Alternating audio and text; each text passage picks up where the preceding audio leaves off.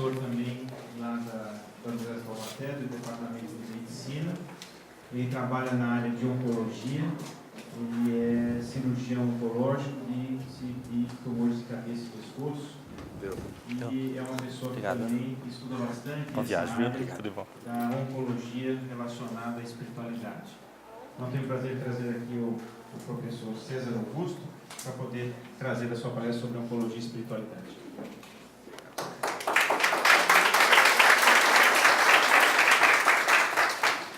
Obrigado, Alexandre. Obrigado, Sr. Peagno, pelo convite, por disponibilizar aqui o Francisco e a Júlia para que a gente conseguisse colocar em prática esse sonho antigo nosso, que era trazer para São José dos Campos um evento como esse. Eu sou cirurgião de cabeça e pescoço, e na cirurgia de cabeça e pescoço a gente trata de pacientes com câncer, na grande maioria das vezes.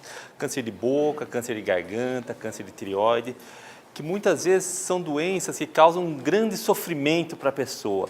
Ela não consegue, muitas vezes, se alimentar de forma adequada, não consegue falar, não consegue respirar de forma adequada e causa um impacto muito grande na vida dela.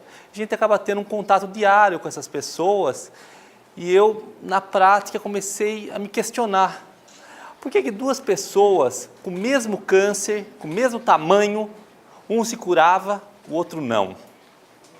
Um tinha dores, tinha que tomar morfina que não passava, o outro tirava de letra, parece que teve uma gripe e se curava.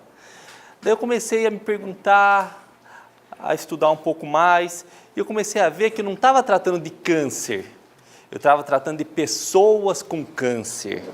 Quando a gente passa a ter essa noção do paciente como um ser integral, uma pessoa que erra, uma pessoa que acerta, uma pessoa que tem merecimentos, a gente começa a entender um pouco melhor isso aí. Por outro lado, eu comecei a perceber que pessoas que tinham uma espiritualidade, aqui nós não estamos falando de religião, deixar bem claro isso. Apesar de ser um evento médicos espíritas, a gente fala sobre espiritualidade. Então, a pessoa que tem uma espiritualidade, parece que ela se recupera melhor, ela enfrenta melhor a doença. Então, eu dividi a minha apresentação em duas partes. Primeiro, as evidências científicas, o que a ciência já comprova dessa interação entre oncologia e espiritualidade. E uma segunda parte, uma teoria espiritual da formação do câncer. Por que uma pessoa desenvolve o câncer? Baseado nos ensinamentos de André Luiz. Então, iniciando, eu queria, já foi falado, mas deixar bem claro, qual que é a definição de saúde pela Organização Mundial de Saúde? O estado dinâmico de completo bem-estar físico, mental, social e espiritual.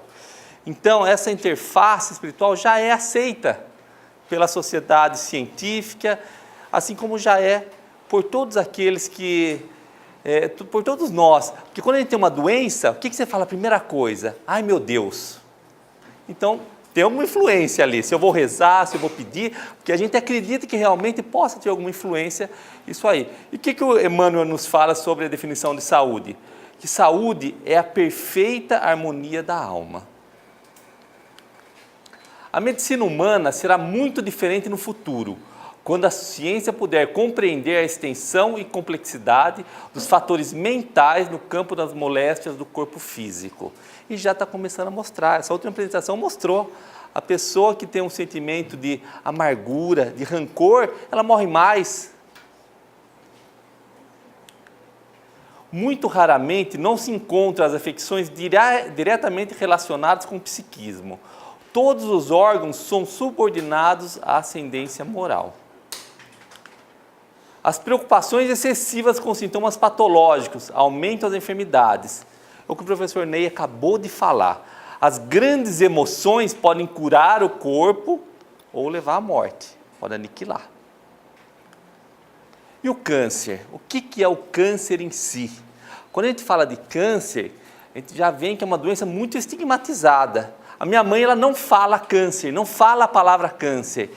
Você tem tratado de muitas pessoas com aquela doença ruim? De medo realmente. Porque quando fala em câncer, o que nos vem à cabeça? Medo da morte, medo da dor.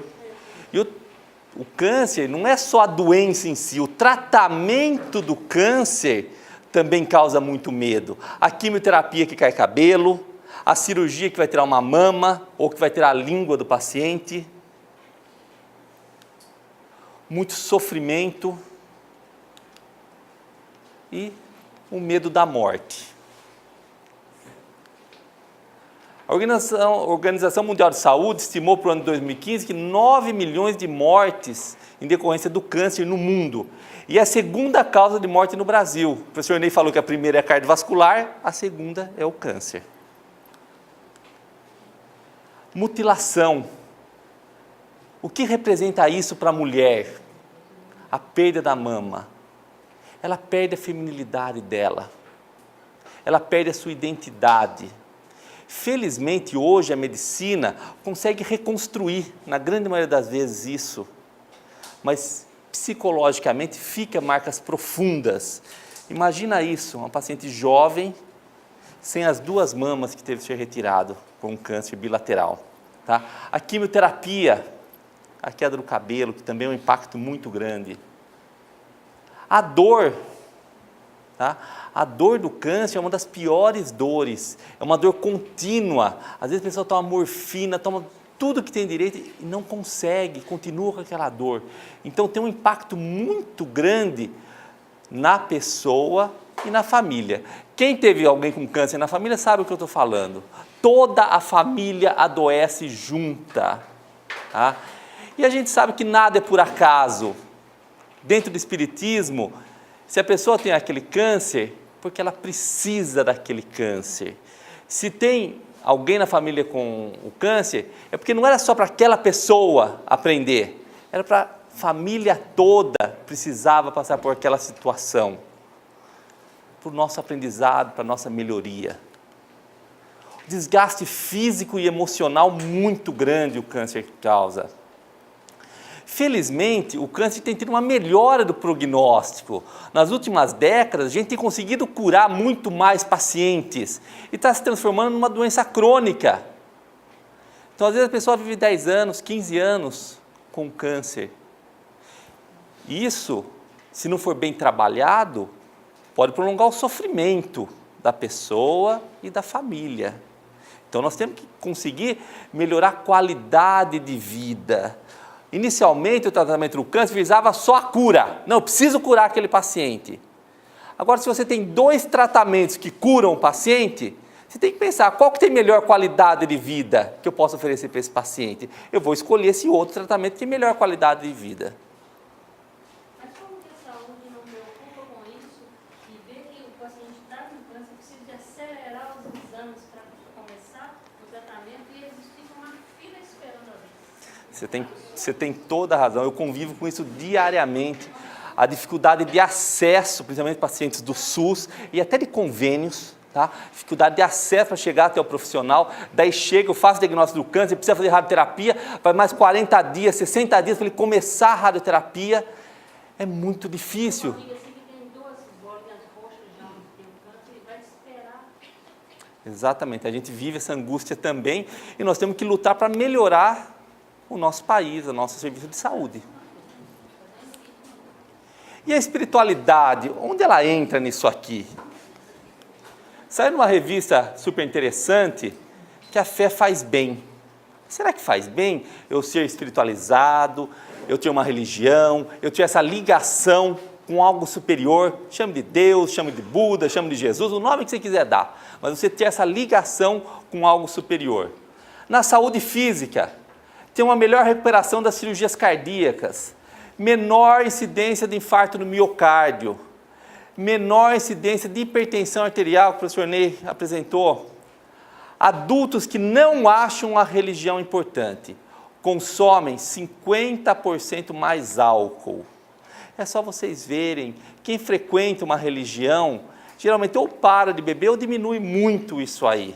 Os evangélicos não fumam e não bebem. Tá? Eu convivo com os pacientes, dificilmente um evangélico fuma ou bebe. Os espíritas também.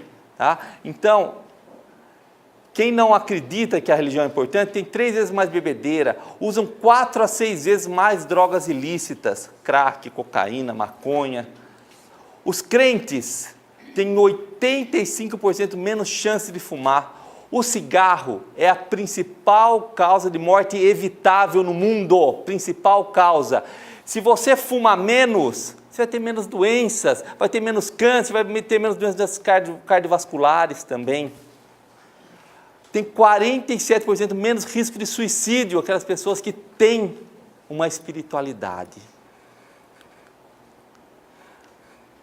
Perguntou, você se considera que tem uma saúde excelente? O ateu, só 1/4 deles falou que tinha uma saúde excelente. Aqueles que eram religiosos, 40% se consideravam com uma saúde excelente.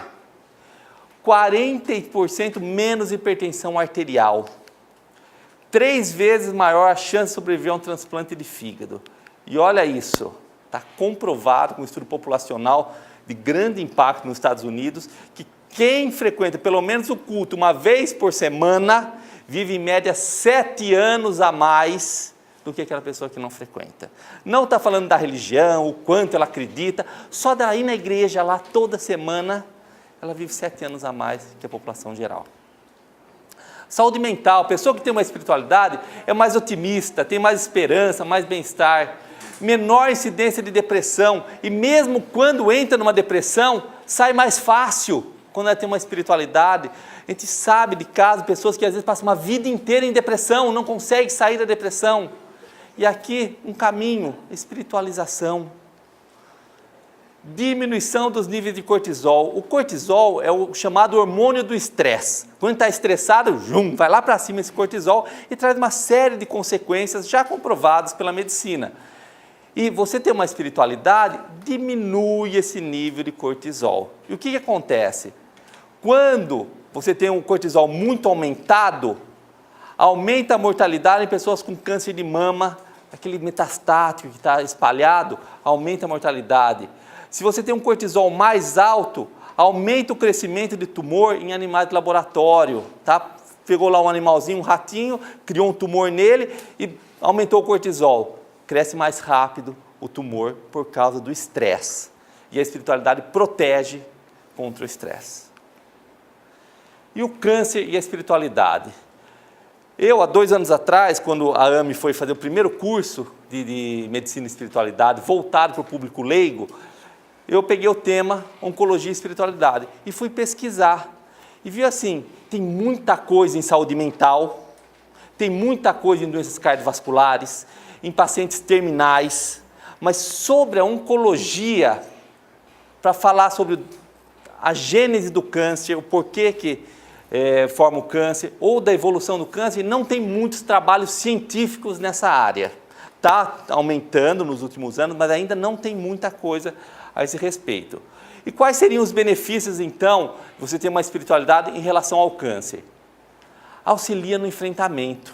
A pessoa tem uma esperança maior, ela enfrenta a doença não como um castigo, ela enfrenta porque ela sabe que tem um Deus, tem um algo superior por trás ali e nada é por acaso. Então auxilia muito no enfrentamento. Quando a gente fala que a pessoa tem um câncer, o chão sai debaixo dos pés da pessoa. Tá? Realmente é um impacto muito grande. Mas aquela pessoa que tem a sua religião, que tem a sua espiritualidade, ela, na próxima consulta, ela já volta um pouco melhor, já enfrentando de uma forma melhor essa doença. Tem uma melhor qualidade de vida, tem uma maior satisfação com a vida e com menos sentimentos de desesperança. Olha quantos benefícios. Mas a espiritualidade, ela pode ter esse sentido positivo que eu estou apresentando aqui, na aceitação, no enfrentamento, em tudo, mas pode ter um sentido negativo também. Se ela considerar a sua doença como um castigo divino. Ah não, eu fiz alguma coisa errada, estou sendo castigado.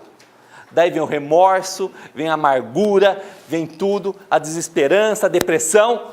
Daí a religião, a espiritualidade não está sendo boa para ele. Por isso que é importante trabalhar isto, para que a pessoa tenha um sentido positivo da sua religião, da sua espiritualidade, e não um sentido negativo de um castigo divino. nos trabalhos, mostra uma menor associação entre o câncer e a espiritualidade do que com as doenças cardiovasculares. Cardiovascular é mais comprovado. Tem menos pressão alta, morre menos disso. Na oncologia não tem tanta coisa. Talvez porque o estresse psicossocial seja menor, a influência desse estresse seja menor na gênese do câncer, na gênese e na evolução do câncer. Tá? E quais são as evidências científicas que nós temos? Vou apresentar alguns trabalhos aqui para comprovar isso que eu estou falando. Nós temos quando vai falar em pesquisa na área de saúde e espiritualidade, nós temos algumas dificuldades, porque nós temos alguns fatores de confusão. Vou pegar um exemplo, o gênero aqui. Mulheres, a gente sabe que normalmente vive mais do que o homem, por fatores hormonais, por fatores sociais, que fuma menos, bebe menos, mas vive mais. E as mulheres têm mais espiritualidade que o homem também. Então, você pegar só o fato, mulher, então ela tem mais espiritualidade, ela vive mais. Isso é uma confusão, porque na verdade ela está vivendo mais não por causa da espiritualidade, ela está vivendo mais por fatores intrínsecos da mulher, por questões hormonais e tudo mais. Mesma coisa a idade. O idoso geralmente é mais espiritualizado do que o jovem. Se eu for pegar a mortalidade no idoso e no jovem, e só comparar isso, eu falo, não, a pessoa que tem mais espiritualidade morre mais, porque o idoso tem mais espiritualidade. Então, são fatores de confusão isso aqui. Por outro lado, nós temos as variáveis explanatórias. O que é isso? A pessoa que é espiritualizada, geralmente tem hábitos de vida melhor, fuma menos, come menos carne, bebe menos, e acaba vivendo mais. Então, as variáveis explanatórias são formas de você explicar como que a espiritualidade age, melhorando esse tempo de vida das pessoas. Tem grupos religiosos, nos Estados Unidos, os adventistas do sétimo dia, que eles têm hábitos muito mais saudáveis, proibido o álcool, proibido o cigarro. Eles têm menor incidência de câncer. Tá? Então aqui eu estou explicando o porquê que ele tem menos câncer. Ele tem hábitos mais saudáveis em decorrência da sua religião, em consequência da sua espiritualidade. Tá? Para você comprovar cientificamente se realmente um comportamento espiritualizado traz algum benefício para a saúde, eu teria que fazer estudos randomizados. O que é um estudo randomizado? Vou pegar 2 grupos de pessoas, por exemplo, com pressão alta. Tá? Pegar a metade de cá, vai entrar para a religião. A metade de cá, se acredita em alguma coisa, vai parar de acreditar em Deus. Para poder comparar. Tá? Isso é possível? Não é possível. Então, a gente faz estudos observacionais, observando aquela pessoa que já é espiritualizada, com aquela que não é, para ter essa conclusão nossa. A fé e o enfrentamento do câncer. Esse trabalho de 2005 mostra que o enfrentamento está diretamente ligado à força da fé e a crenças religiosas. A fé aumenta a aceitação dos familiares frente às dificuldades, mudando a forma de perceberem a vida e valorizando o presente. Você para de pensar muito lá na frente, daqui 1 ano, 2 anos, 3 anos. Você passa a curtir um momento com aquela pessoa que está doente. Valoriza mais. Cerca de 1 mês atrás, o Oscar Schmidt, aquele jogador de basquete, que está com câncer no cérebro, muito grave, ele falou, a doença foi boa para mim. Eu estou valorizando muito mais a minha vida, o contato com a minha família, com meus amigos que eu não via há não sei quantos anos, eu estou indo visitar, estou curtindo. Então foi boa a doença, ele aprendeu, tirou a lição da doença. Para que ele teve aquela doença? Às vezes, quando eu falo que o paciente está com câncer, a primeira pergunta que ele me faz, doutor, por que eu estou com câncer? E a pergunta não deve ser por que eu estou com câncer. A pergunta deve ser, para que eu estou com câncer? O que eu tenho que aprender com esta doença? Com câncer ou com qualquer doença, qualquer dificuldade, a perda de um emprego, uma perda material, que seja. Para que está acontecendo isso comigo? O que eu tenho que aprender com isso? Com resignação, com coragem, com enfrentamento. O alívio do sofrimento acontece na medida em que a fé religiosa permite a transformação na perspectiva pela qual o paciente e a comunidade percebem a doença grave. é a transformação, você se melhorar, é a tal da reforma íntima, você buscar, através de uma doença, uma dificuldade, tirar lições daquilo lá. Esse trabalho aqui mostrou o efeito do bem-estar espiritual no fim da vida de pacientes com câncer. Pegou 2.300 pacientes terminais, com câncer terminal, e mostrou que o bem-estar espiritual oferece alguma proteção contra o desespero da morte próxima. Imagina a pessoa que é materialista, que não acredita que tem alguma coisa depois da morte. Ela tem uma doença e sabe que vai morrer em semanas, no máximo meses. Como que é a esperança dela? Acabou, virou pó. Não tem nenhuma esperança. Enquanto a espiritualidade nos dá essa esperança, não, vai continuar, não termina aqui. A espiritualidade satisfaz as necessidades espirituais e existenciais dos moribundos, que são geralmente negligenciados. Na verdade, é satisfazer, tá? Satisfazer as necessidades espirituais e existenciais dos moribundos, que são geralmente negligenciadas, seria um ponto crucial no cuidado paliativo. Isso aqui eu queria conversar um pouquinho, geralmente negligenciada. Todo mundo já foi médico aqui, tá? Alguma vez, algum médico perguntou para você, como que é a sua religião? No que você acredita? Como que você, na sua religião, explica essa doença, isso que você está sentindo? Tá? Então, nós médicos negligenciamos esse aspecto importantíssimo, que é a espiritualidade, que nós estamos lutando para mudar isso. De que forma?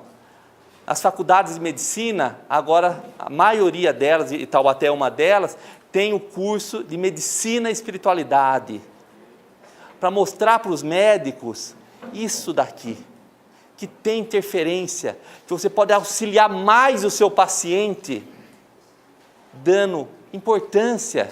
Porque o que o médico fala ao paciente tem muita importância, essa relação médico-paciente. Aquilo que chega lá, às vezes a mãe ou o pai, fui no médico e ele falou que minha pressão é de uma criança de 18 anos, de um jovem de 18 anos. Não é gostoso ouvir isso do médico? Não é bom ouvir isso do médico? Então o médico tem que usar para o bem isso. E se ele mostrar para o paciente, olha, a sua fé é importante, mas a sua fé, não a minha fé. Se você tem uma religião, vá na sua religião, converse com o seu pastor, converse com o seu dirigente espiritual, vá buscar o auxílio que você precisa espiritual. A partir do médico, abre uma porta, abre uma possibilidade. A pessoa, puxa vida, se o médico está falando isso, deve ser importante. Aqui, a prática de oração e de medicina alternativa num grupo de pacientes com câncer na faculdade do ABC. Pegou e perguntou para os pacientes, vocês estão fazendo tratamento médico, quimioterapia, radioterapia, cirurgia, tudo mais, mas está fazendo alguma terapia alternativa? 63% dos pacientes relataram que estavam fazendo alguma terapia alternativa. Mas o que me chamou mais a atenção foi quais eram as terapias alternativas. Oração individual, 96% dos pacientes. Oração em grupo, 94%. Cirurgia espiritual em 93% das pessoas. E não tem 93% de espíritas no Brasil. Isso me chamou muita atenção quando eu li o trabalho. Só que mais de 80% dos pacientes não falam para o médico que estão fazendo um tratamento alternativo. Por medo, por pensar, o que ele vai pensar de mim? Ou ele vai mandar eu parar com isso? Então está tendo uma cisão, uma separação entre o que o paciente pensa e o que o médico faz. E perguntou ao paciente, e essas terapias alternativas, o que você sentiu com isso? Você fazendo terapia alternativa? 90% relataram que tiveram melhora na qualidade de vida. 77% que ajudam no tratamento, no enfrentamento do tratamento. E que 38% acham que você rezar, você fazer cirurgia espiritual, auxiliam na cura do paciente. Isso é a impressão do paciente, é o que ele relata. Aqui um estudo grande que revisou todos os trabalhos que tinham a respeito de bem-estar espiritual e qualidade de vida, para ver se tem algum impacto na qualidade de vida o bem-estar espiritual do paciente. Eles pegaram 566 artigos que tinham esse tema e conseguiram selecionar 36 para incluir no trabalho, que comprovaram que tem associações consistentes e independentes entre qualidade de vida e bem-estar espiritual. Ou seja, a pessoa que tem um bem-estar espiritual, está bem resolvida com a sua espiritualidade, tem melhor qualidade de vida. Só que tem associação inconsistente entre fé e qualidade de vida. Tá? Ele fala que precisam ser feitos trabalhos mais aprofundados, relacionando diretamente a fé com essa qualidade de vida. Não sabe se essa fé pode ser aquele sentido negativo da fé, do castigo divino, que pode realmente alterar a qualidade de vida. Então precisa ser estudado mais profundamente esse tema. Eu estou orientando uma aluna de medicina em Taubaté e que nós estamos avaliando a relação entre a qualidade de vida e espiritualidade em pessoas com câncer de laringe, que trataram com radioterapia, para ver se realmente uma pessoa que é mais espiritualizada tem melhor qualidade de vida ou não. O trabalho está em andamento, até o final do ano a gente deve finalizar, quem sabe no próximo encontro eu já trago os resultados. Agora, entrando um pouquinho mais na eficácia do tratamento, eu vou fazer uma quimioterapia. Será que quem é espiritualizado funciona melhor a quimioterapia do que uma pessoa que não é?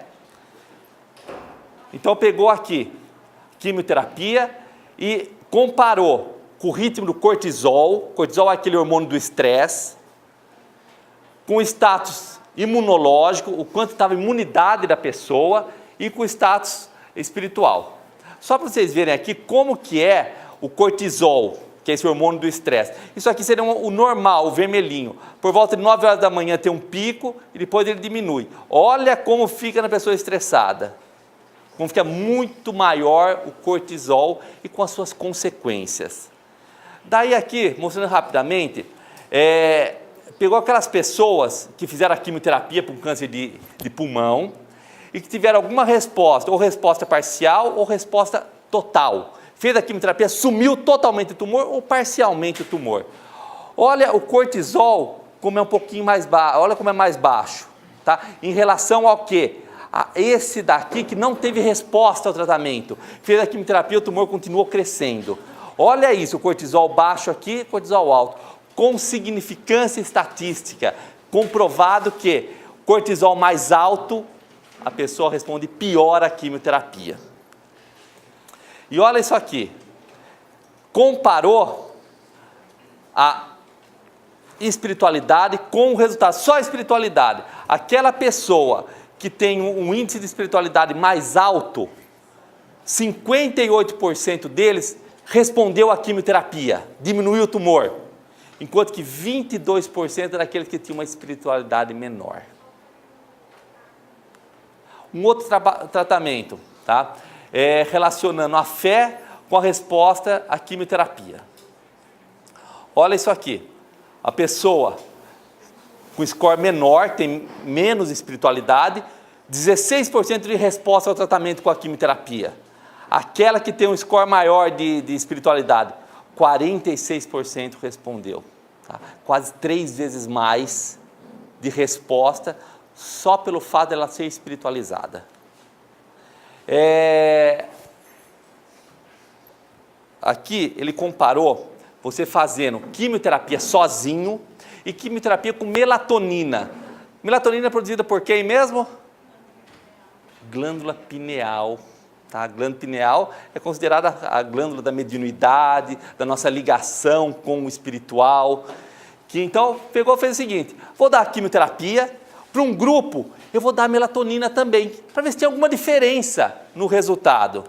E olha que surpreendente, só a quimioterapia, 24% dos pacientes tiveram resposta, e quando associado a melatonina, 42% tiveram uma resposta. Daí ele aprofundou mais a sua pesquisa, pegou esses pacientes que tomaram melatonina e compararam com a fé da pessoa, para ver se uma pessoa que tem mais fé vai ter resultado melhor. Tá? Olha isso, quem tem fé espiritual, não foi 42% de resultado, 88% de resultado. Quem tem um sentimento de acusação, só 40% teve resultado. Ansiedade, 58%, apatia, 50%. Então aqui está demonstrado que a fé espiritual auxilia no tratamento médico. Ninguém está falando aqui, não vamos tratar, vamos só rezar, vamos só no centro tomar passe. Não é isso. Tá? Mas ela auxilia no tratamento médico. Aquilo que os pacientes falam, os médicos são instrumentos de Deus para cura, tal, não sei o quê. Tá? Todos nós somos instrumentos, não é o médico que é instrumento, todos nós somos instrumentos de Deus. Cada um na sua área. A percepção da religiosidade protege contra o câncer de cólon. Foi um trabalho grande feito na Austrália, que eles pegaram 700 pessoas com câncer e 700 pessoas que não tinham câncer e compararam a sua religiosidade. O grupo religioso que tinha câncer viveu, em média, 10 meses a mais do que o que não tinha religiosidade. Mas não teve diferença estatística nisso. Mas esse dado é surpreendente, que as pessoas que têm uma espiritualidade têm um risco 30% menor de desenvolver o câncer de cólon. Tá? O câncer de intestino, que é o câncer de cólon, ele é muito associado à história familiar, quem tem outros casos na família, com a dieta, com mais gordura, com menos fibra, com menos fruta, mas eles controlaram esse fator de risco também, tá? Não deixou todo mundo num bolo só e não, quem tem mais espiritualidade teve menos câncer. Não, mesmo controlando tudo isso, percebeu que tinha um risco 30% menor de desenvolver o câncer, o grupo religioso. Tá? Esse outro aqui, que a espiritualidade no cuidado do paciente terminal, comparou, pesquisou 76 pacientes em estágio avançado e pegou 340 médicos e enfermeiros oncologistas, fizeram uma pesquisa. A maioria dos pacientes, 77%, de médicos 71%, de enfermeiro 85%, acreditam que tratar da espiritualidade seja benéfico para o paciente. Então não está só o pacientinho aqui, for ver, achando que é importante tratar a espiritualidade. O médico, o enfermeiro que trata de câncer também tem essa percepção de que é importante. Só que apenas 25% dos pacientes relataram que o tema foi abordado pelo seu médico. Aqui eu acho que deve ser menor ainda essa abordagem. Mostrou nesse trabalho que a espiritualidade preserva a qualidade de vida, apesar de sintomas físicos, facilita a aceitação do prognóstico e protege contra desesperança e desespero próximo da morte.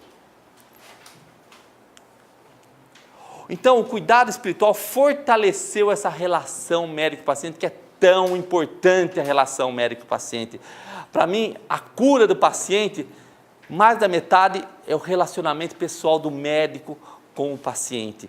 Ele tem uma boa relação com o médico, ele vai tomar mais o remédio, ele acredita mais no remédio, na cirurgia, e tudo começa a conspirar a favor.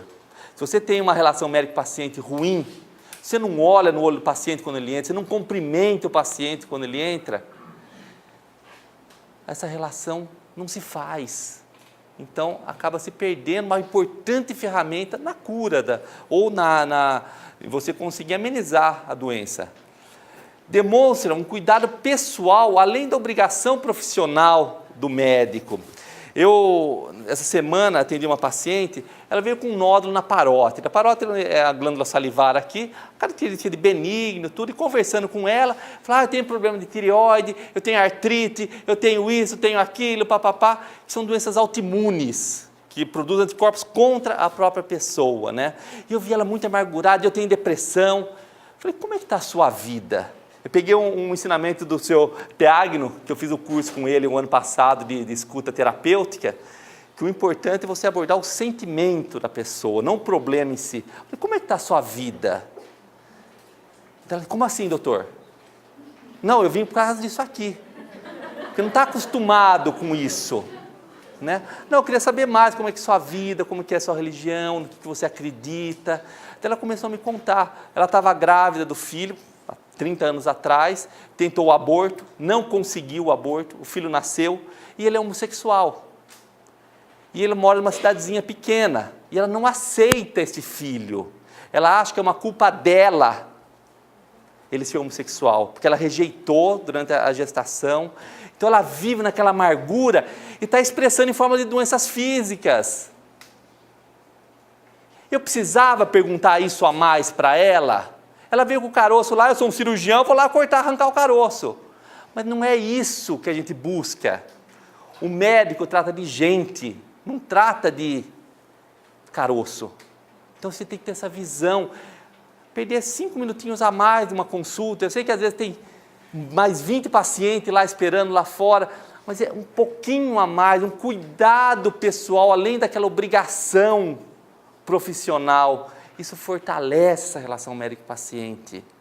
Então, a gente, em cada área, eu sou atendente de um supermercado, você pode fazer um pouquinho mais, pode fazer um pouquinho diferente, ser mais atencioso. É tão bom quando a gente vai numa repartição pública e é bem atendido, lá porque você já vai, funcionário público vai me atender mal e não sei o quê, tão gostoso, você chega lá, ser acolhido, a pessoa te ajuda a resolver o problema.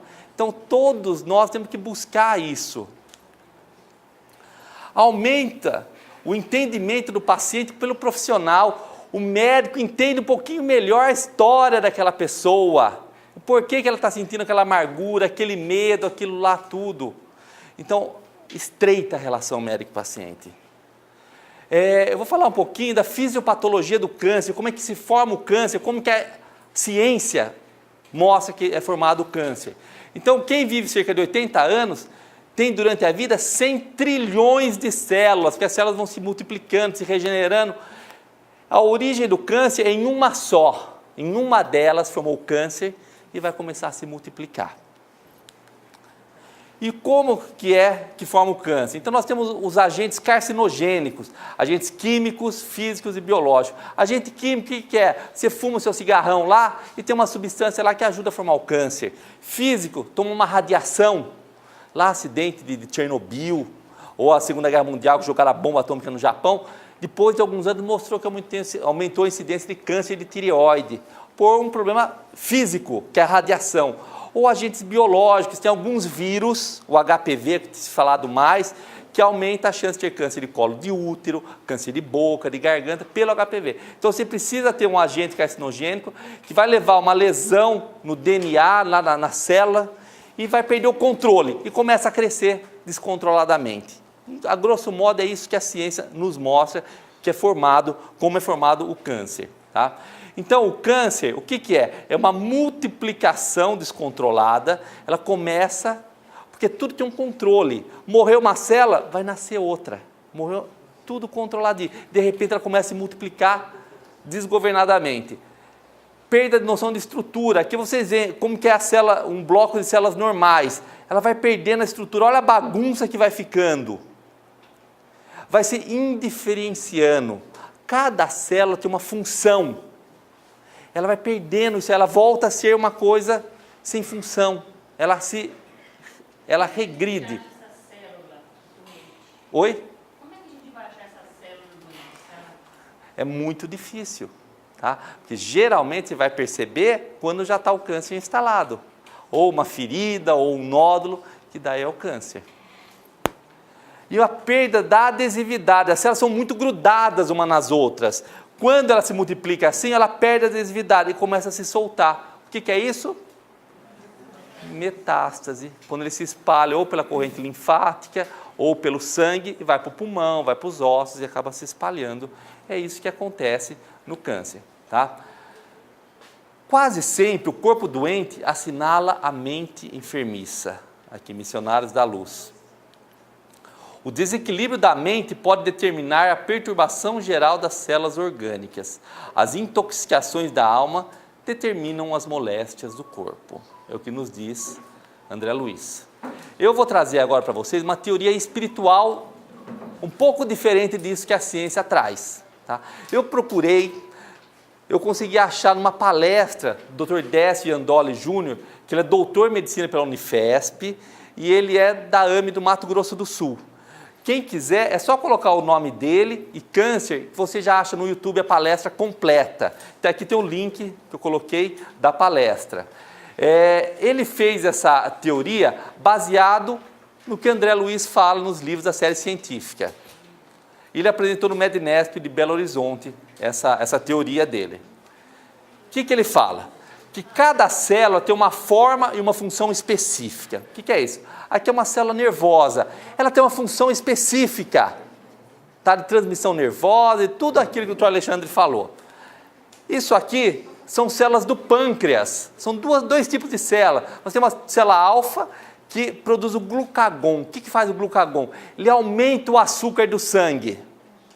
E nós temos uma célula beta que produz a insulina, que faz o quê? Diminui o açúcar do sangue. Isso para mostrar o quê? Que nós temos muitos tipos de célula e cada uma tem uma função específica. Nenhuma é igual à outra. O que ocorre no câncer? Uma perda do comando. O câncer não é um vírus, uma bactéria que quer destruir, quer matar todo mundo. Simplesmente ele perde o comando. Aquele comando que manda assim, célula, agora você multiplica. Célula, para de multiplicar que não está precisando. Ela perde esse comando. Se ela perde o comando, quem que está no comando? Será que é só o DNAzinho ali, o cromossomo, que fala, não, está na hora de multiplicar, está na hora de parar? Será que é só isso, uma questão orgânica, física? O que nos diz André Luiz? Que quem comanda é o perispírito. O perispírito vai agir no corpo físico, através da glândula pineal, para controlar, vocês viram o slide que o Dr. Alexandre colocou aqui, das funções da melatonina? Tá, era um negócio amarelo assim, tinha 20, 30 funções da melatonina ali, para controlar o organismo. Então é através do perispírito que vai controlar o corpo físico, quando multiplica, quando diferencia. Então aqui, a gente sabe, dentro do espiritismo, que o perispírito é a expressão do espírito, né? Que vai agir aqui no corpo físico. Então, para que o câncer não é uma lesão no físico, seria uma lesão no perispírito, dando a repercussão no físico. Uma citação aqui do livro Ação e Reação. A cegueira, mudez, idiotia, a loucura, o câncer e todo o conjunto das moléstias dificilmente curáveis significam sanções instituídas pela misericórdia divina, atendendo-nos aos próprios rogos. Tá? Ou seja, nós pedimos para ter a doença. Lá no Missionários da Luz tem a preparação reencarnatória, que a gente vai assumir alguns compromissos. Eu, nas últimas 10 encarnações, eu fumei. Então, eu venho com um genzinho lá alterado, que se eu fumar, eu vou ter um câncer de pulmão. Se eu conseguir não fumar nessa encarnação, que bom, não vou ter o câncer. Mas se eu fumar, eu vou ter o câncer e muito provavelmente eu vou conseguir parar de fumar por causa do câncer. Então, aqui é a teoria dos dois espelhos. O que seria? Quando você está de frente com o espelho, um espelho atrás. Quando você levanta a mão, quem levantou a mão foi o espírito, que é o ser inteligente, pensante. Quem levantou a mão? O primeiro reflexo é no perispírito, para depois chegar no corpo físico lá atrás. Então, é uma lesão espiritual que vai ter a repercussão no perispírito e no corpo. Para eu curar, adianta eu curar só o corpo? Por que algumas pessoas curam e outras não curam? Tá? Porque você tem que buscar a verdadeira cura, que é a cura espiritual. Então, quando você tem um trauma no perispírito, e o que ocasiona um trauma no perispírito? O que será que machuca o perispírito nosso, hein?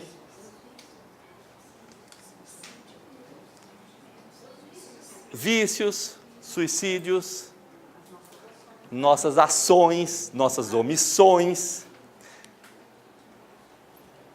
Quando eu estava na escola de aprendiz, eu vi uma citação que me deixou bem preocupado, que nós somos responsáveis por todo o mal que nós fazemos e pelo bem que deixamos de fazer. Então, assim, não serve eu só parar de fazer o mal. Se eu me enfiar numa gruta lá no meio do mato, não tem a quem fazer mal. só a mim mesmo, né? Mas eu não tenho outras pessoas para fazer mal. Mas eu estou deixando de fazer o bem. Estou deixando de me inteirar com outras pessoas, a ser testado a todo momento. E na família, como nós somos testados, né? Com o companheiro, com os filhos, com o pai, com a mãe. É o verdadeiro laboratório da reforma íntima, né? Todo dia você está sendo testado ali. Me dá paciência, pai. Daí dá um filho daqueles para testar a sua paciência. Então, o que é o trauma no perispírito? Pensamentos, ações, através da nossa imprevidência, ignorância, nossa forma de viver. Fatores predisponentes para o trauma no perispírito, aquilo que eu falei. Você já vem com uma alteração genética, na sua preparação reencarnatória já vem com essa preparação genética, que se eu tiver o fator desencadeante, o mais fácil é essa questão do cigarro. Fumei, posso ter o câncer. Não é todo mundo que fuma que tem câncer. Às vezes fumou a vida inteira, morreu 90 anos, não teve o câncer, tá? Mas uns vão ter câncer, outros vão ter infarto do coração, outros vão amputar o pé por causa do cigarro. Então, depende da lei da ação e reação, né? Então, essas rupturas no perispírito, aqui só uma analogia, quando a gente tem uma veia, você cortou, começa a sair sangue, não começa? E vai lá e forma um trombo. Ele vai parar o sangramento, um coágulo vai parar o sangramento. Quando você tem essa lesão aqui, então a lesão é proporcional ao trauma e o tempo de recuperação. A lei da ação e reação. Quanto pior for a minha ação, maior a consequência. A questão do suicídio que a senhora colocou. Tá? Consequências, a gente sabe no Espiritismo, são consequências graves, né? Então, sempre é proporcional ao trauma e o tempo de recuperação também. Às vezes, o câncer ele causou um trauma tão grande no corpo físico, mesmo que a pessoa consiga se curar espiritualmente, já lesou tanto aquele corpo físico que ele não consegue se curar, ele vai desencarnar por causa daquele câncer. Mas ele conseguiu o objetivo que ele precisava, o resgate que ele precisava, foi possível esse resgate. Isso aqui chama doença de von Recklinghausen, tá? Uma neurofibromatose. São tumores benignos, na grande maioria das vezes aqui. Não parece, são trufurinhos no perispírito, tá? Então, deixa eu só voltar aqui um minutinho só. Faltou eu falar. Então, isso é o que acontece no vaso sanguíneo. Quando você tem o trauma no perispírito, por nossas ações, começa a ter rachaduras no perispírito. E começa a vazar o que do perispírito? Energia. Você começa a perder essa energia. E que forma que a providência divina vai agir? Ela produz um câncer ali para cessar aquela hemorragia. Então, aqui, não parece um monte de furinho no perispírito querendo vazar e vai lá e tampa aqui, tampa aqui, tampa aqui, tampa aqui. Vocês acham que essa pessoa aqui, por ter essa doença, ela é pior do que nós aqui? Ou uma pessoa que tem um câncer é pior do que nós que não temos o câncer? Não. Algumas vezes a pessoa está muito melhor que a gente, que ela já consegue vir nessa situação para resgatar. A gente tem um monte de débito para trás que vai deixando pendurado lá, que eu não consigo isso ainda, isso aqui eu não consigo, espera aí, deixa para a próxima encarnação. Então isso aqui, muitas vezes a pessoa já está muito mais preparada, ela consegue vir nessa situação para resgatar. Então, gente, o câncer não é castigo, é um processo de reconstrução da nossa estrutura espiritual, que seria a verdadeira cura. Dentro do Espiritismo fica fácil, que a gente entende isso, que qualquer doença é uma oportunidade para nós voltarmos para o caminho reto, voltarmos a nos ligar com Deus, voltarmos para o caminho da luz, caminho da evolução. Não é castigo. O coágulo, então, impede a saída do sangue, e ele já dá início à cicatrização. E o câncer é a mesma coisa, ele estanca a hemorragia de fluidos, de energia, proporcionando a verdadeira cura, que é a cura espiritual. Quanto mais avança a ciência médica, mais compreende que o ódio em forma de vingança, condenação, ressentimento, inveja ou hostilidade está na raiz de numerosas doenças e que o único remédio eficaz contra semelhantes calamidades da alma é o específico do perdão no veículo do amor. aprendermos a perdoar. E como é difícil perdoar. Ah não, eu te perdoo, mas não quero te ver na frente. Isso é fácil. O duro é você realmente conseguir se perdoar. A gente, na nossa imperfeição, no nosso nível de evolução, ainda é difícil, mas temos que nos esforçar a cada dia para nos magoarmos menos, guardarmos menos ressentimentos, para nos tornarmos pessoas melhores. E sempre através da lei do amor que Jesus nos trouxe. A agonia prolongada pode ter finalidade preciosa para a alma, e a moléstia incurável pode ser um bem, como a única válvula de escoamento das imperfeições do espírito, em marcha para a sublime aquisição de seus patrimônios da vida imortal. Então, aquela pessoa que está sentindo muita dor, passando por agonias, tem dificuldade, é porque ela precisa passar por aquilo. Não quer dizer que nós não vamos dar remédio para a dor, vamos internar se for necessário essa pessoa, dar todo o acolhimento que ela necessita. Mas é que, às vezes, ela está num grau de imperfeição tão grande que ela precisa passar por essa transformação que a dor, infelizmente, consegue fazer. O amor equilibra e a doença restaura. A doença do corpo representa o instituto de beleza da alma. Em vez de você ir lá fazer o cabelo, a maquiagem, tudo, você tem uma dorzinha, tem um câncerzinho para se melhorar. Então eu queria trazer algumas reflexões aqui sobre a saúde e espiritualidade. Tá? Então, gente, alguns estudos mostram que até 90% dos pacientes gostariam que o profissional de saúde falasse sobre espiritualidade. Tá? Aqui eu não estou restringindo a médico, profissionais de saúde que têm um contato com essas pessoas, o enfermeiro, o psicólogo, o fisioterapeuta, o fonoaudiólogo, os profissionais que lidam diretamente com essas pessoas. Só que apenas 1/4 dos médicos fazem essa abordagem. E quais seriam as causas disso? A primeira causa é na formação do médico. Eu sou formado não faz nem tanto tempo, faz só 18 anos, mas durante a faculdade era proibido você falar de espiritualidade, de religião com o paciente. Tá? Você é um técnico, não pode se envolver com o paciente, que a sua emoção pode prejudicar o seu julgamento. Era assim que era tratado. Como você é ser humano, você tem sentimentos. Você vê uma pessoa sofrendo, você não vai, muitas vezes, se compadecer daquilo. Morre um paciente que você está cuidando há anos, você não pode chorar por causa disso. Então, felizmente, está se mudando isso. E o maior exemplo é essa disciplina de medicina e espiritualidade. Há 2 semanas fui dar aula lá na medicina, tinha 2 ateus no meio da... Ainda esse semestre é uma disciplina optativa. Podia optar por isso ou por qualquer outra coisa. Tinha 2 ateus. O que estão fazendo aqui? Porque não são tão ateus assim, né?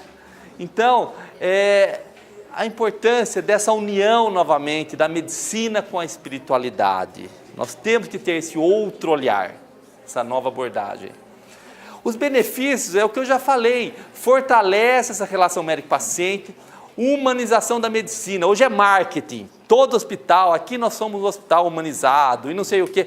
O que é humanização da medicina? Você tratar o paciente como ser humano, só isso. Você olhar nos olhos dele quando ele entra, você cumprimentar, você ter um carinho, ter um amor pelo que você faz. Eu convivo muito com os alunos que estão no finalzinho da faculdade, no 5º e 6º ano, e eles estão sempre no atendimento comigo. Eu falo assim, você quer ser um melhor médico? Ah, eu quero. E como que você sabe se o médico X ou Y é bom? É muito difícil, não é? Quando você vai escolher um médico, será que eu vou nesse ou naquele? É muita empatia, é muito de uma indicação, é muito da relação médico-paciente. Eu falo para eles, quer ser médico melhor? Coloque-se do lado de cá. Se você tivesse sentado aqui, ou seu pai, sua mãe tivesse sentado aqui, como você gostaria de ser atendido? É o que Jesus ensina, né? Coloque-se na posição do outro lá. Só faça para o outro o que você gostaria que fizesse para você. Então, só de você começar a pensar nisso, você já tem uma abordagem diferente com esse paciente. Você consegue dar mais carinho, mais amor, mais atenção para ele. Eu posso ter 3 minutos para atender o paciente, mas que seja aqueles 3 minutos de qualidade. Que ele consiga muitas vezes, o paciente me procura, está com câncer, voltou o câncer, não dá para fazer mais quimioterapia, cirurgia, mas ele quer desabafar. É a tal da escuta terapêutica. Você escutar as angústias dele, ele sai daqui um pouquinho melhor. E aquela mentirinha boa, né? Você vê lá, ele está todo lado da cadeira de roda, arrebentado. Puxa vida, ele está tão melhor hoje do que semana passada. Já sai um pouco melhor. Então, um olhar mais humanizado para o paciente. Facilita o enfrentamento, melhora a qualidade de vida e tem menor índice de depressão, então, o paciente que tem uma espiritualidade. Se o médico, o profissional de saúde sabe de tudo isso, ele não tem um dever ético de abordar esse tema com o seu paciente? Não deveria? Se ele sabe tudo isso? É o que nós estamos tentando buscar com um evento como esse.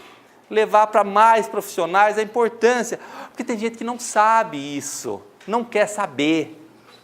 Tá? Então, tem muita resistência. Recentemente, nós queríamos fazer um evento em Taubaté para os médicos. Nós fomos procurar a associação de médicos lá. Fomos recebidos com 2 pedras na mão. Um lá, eu sou ateu e não acredito em nada disso. Não, nós não temos interesse nesse envolvimento. Nos surpreendeu essa... Mas calma, vamos devagarzinho, conseguimos o apoio da Universidade de Taubaté, vamos fazer o evento, buscando trazer esses médicos, profissionais de saúde, para sensibilizar. E os americanos, eles não são por acaso que eles dominam o mundo.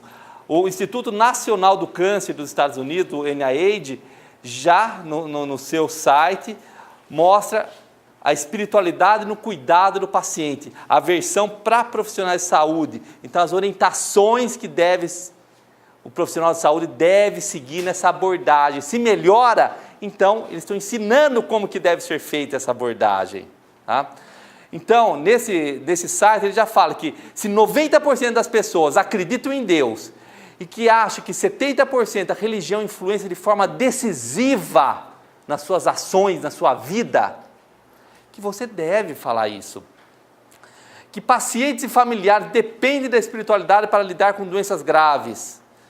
Que tem um desejo, uma necessidade de que a espiritualidade seja abordada pelo profissional de saúde. A pessoa quer, anseia por isso, que o médico comente com ele essa espiritualidade.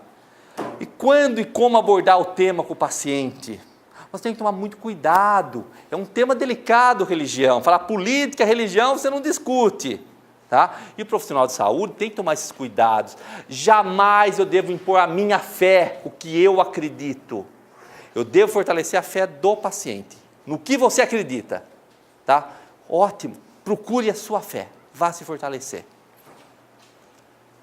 E tendo muitos trabalhos de se o bem-estar espiritual ajuda, como que eu posso melhorar esse bem-estar espiritual? Tem muitas dúvidas ainda. Tá? De como, por mais que eu fale de religião, então, mas como que eu ajudo a pessoa que não tem uma fé a ter uma fé, ou ele tem a fé, mas é meio cambaleante, como que eu posso ajudar para ele ter um melhor bem-estar espiritual? Isso não está muito claro. Quem quiser se aprofundar um pouquinho mais no tema, eu queria indicar alguns livros aqui. Esse Koenig foi citado várias vezes aqui, que é da Universidade de Duke, nos Estados Unidos. Espiritualidade no cuidado com o paciente. Por quê, como, quando e o quê?